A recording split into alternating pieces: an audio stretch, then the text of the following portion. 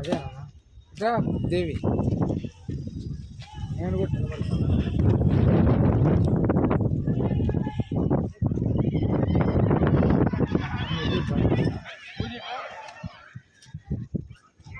బాలరాజు బాగా చేస్తుంది.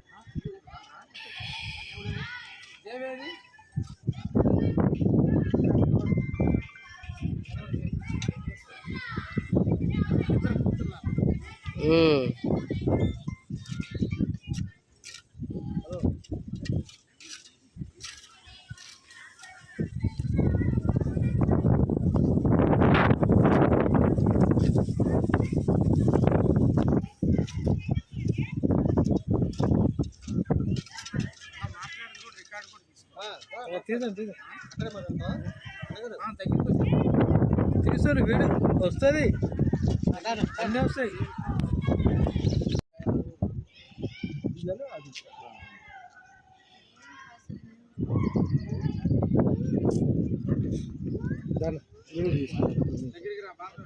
జరుగుతున్న అన్యాయాన్ని నేను మీడియా ద్వారా తెలియపరుచుకుంటున్నాను. నా పేరు అల్లడి రమణ, తండ్రి వెంకటేశ్వర్లు. నాకు 2 కుమారులు, 2 కూతుర్లు, 4 పెళ్ళిళ్ళు అయినాయి.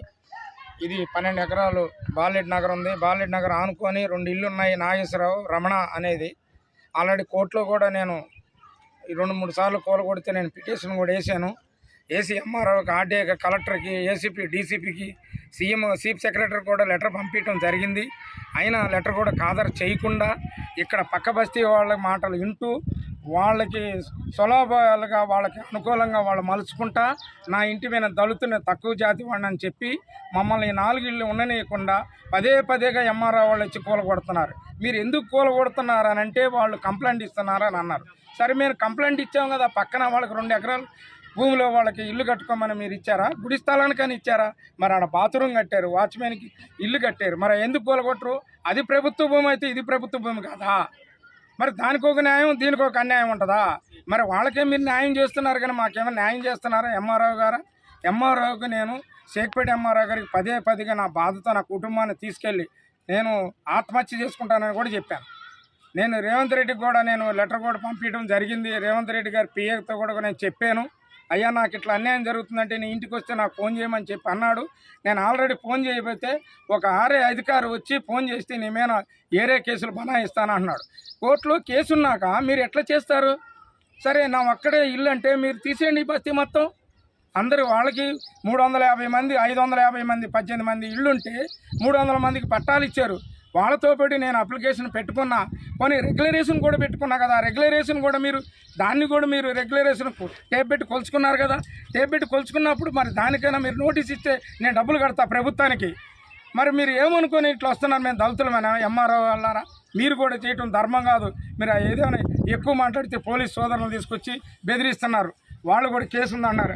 అయ్యా నేను కోర్టులో కేసు ఉంది కదా, మీరు ఎందుకు వస్తారంటే కోర్టులో కేసు ఉంటే మేము రామని అంటున్నారు. మళ్ళీ ఈ పక్క బస్తీ వాళ్ళు ఇస్తే మరి వాళ్ళు కబ్జా చేశారు కదా, వాళ్ళు కబ్జా చేసిన కాదా? అది ప్రభుత్వ భూమి కాదా? నా ఒక్కడిదే ప్రభుత్వ భూమి? చెప్పండి సోదరులారా, మీడియా సోదరులారా, కలెక్టర్, అధికార, సీఎం అందరూ, డిప్యూటీ సీఎం గారికి దయచేసి నాకు న్యాయం చేయమని, నా ఇల్లు నాకు కట్టుకునేటట్టుగా నాకు అవకాశం కల్పించండి. నేను పదేగా ఎన్నిసార్లు కూలగొడుతున్నా కూడా అప్లికేషన్ పెడుతున్నా కానీ వాళ్ళు ఇంటలా నా బాధ ఆలోచించి ఇంటలా. 15 లక్షలతో ఖర్చు పెట్టుకున్నా, రేకుల చెట్టు కడితే కూలగొట్టారు.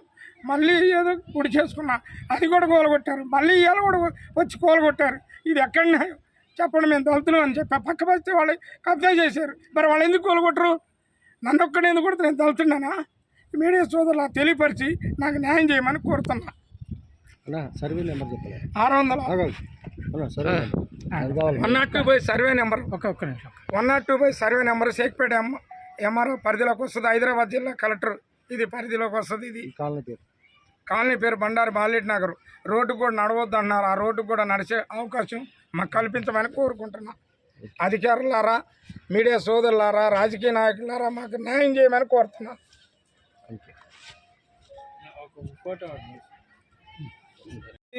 కావాలని కూలగొట్టిస్తున్నారు అధికారులారా, దయచేసి. కొన్ని ప్రశ్నలు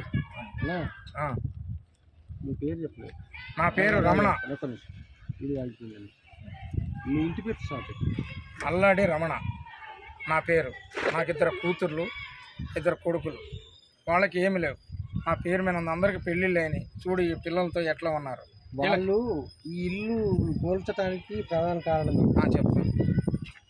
ఈ ఇల్లు కూలగొట్టడం కారణం వాళ్ళకి వినాయక నగరంలో ఆ విధంగా కబ్జా చేసుకున్నారు. అక్కడ చూడు 2 ఎకరాల్లో వాళ్ళు ఆపుకొని బాత్రూమ్ అని, వాచ్మెన్కి రూమ్ అని, ఇక్కడ గుడి అని, కులానికి ఒక గుడి కట్టుకుంటారు, మతానికి ఒక గుడి కట్టుకుంటారు. మాకు గుడి లేదు, బడి లేదు, ఉండటానికే ఇల్లు లేదు. కానీ వాళ్ళకి గుళ్ళకి ఎట్లా ఇచ్చారు మీరు?